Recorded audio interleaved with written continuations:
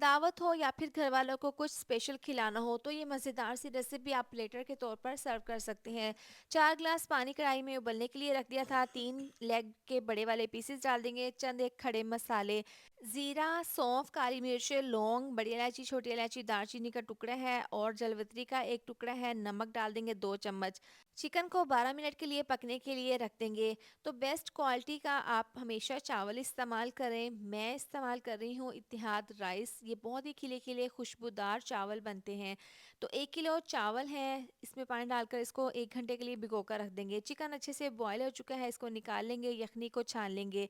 Bowl में डाल देंगे लहसुन का पेस्ट, नमक, पिसी हुई लाल मिर्च, धनिया पाउडर, साथ ही इसमें ऑरेंज फूड कलर डाल देंगे। पिसा हुआ गरम मसाला, 3 चम्मच बेसन डाल देंगे, साथ ही 3 से 4 चम्मच कॉर्नफ्लोर डाल देंगे। अभी डालने के बाद थोड़ा-सा पानी डालकर इसको मिक्स कर लेंगे। ज़बरदस्त सा मिक्सचर तैयार है। टोमेटो केचअप डाल देंगे, साथ ही इसमें दही डाल देंगे। इसको मिक्स करने के बाद जो चिकन हमने बॉयल किया था इसको मैरिनेट करके रख देंगे। इतनी देर में आपसे रिक्वेस्ट है वीडियो पर प्यारा-सा कमेंट कर दिया करें। कढ़ाई में 1 कप ऑयल डाल देंगे, ज़ीरा डाल देंगे, प्याज़ डालने के बाद गोल वाली मिर्चें, हरी वाली मिर्चें, साथ ही टमाटर डालकर इसको मिक्स कर लेंगे। लहसुन अदरक का पेस्ट डालकर 2 चम्मच, साथ ही 1 कप दही डालकर इसको मिक्स कर लेंगे। 2 मिनट के लिए कवर कर देंगे।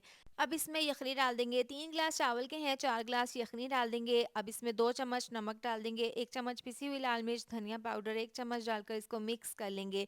जैसे ही यखनी में बॉयल आएगा इसमें चावल डालकर इसको पकने के लिए रख देंगे। यखनी ड्राई होने के बाद इसको हल्का सा मिक्स कर लेंगे और इसको दम पर रख देंगे तकरीबन 15 मिनट के लिए। चिकन को जो मैरिनेट किया था इसको हमने कर लेना है फ्राई। अब यहाँ पर देखें 15 मिनट के बाद हमने चावलों का दम खोल लिया है।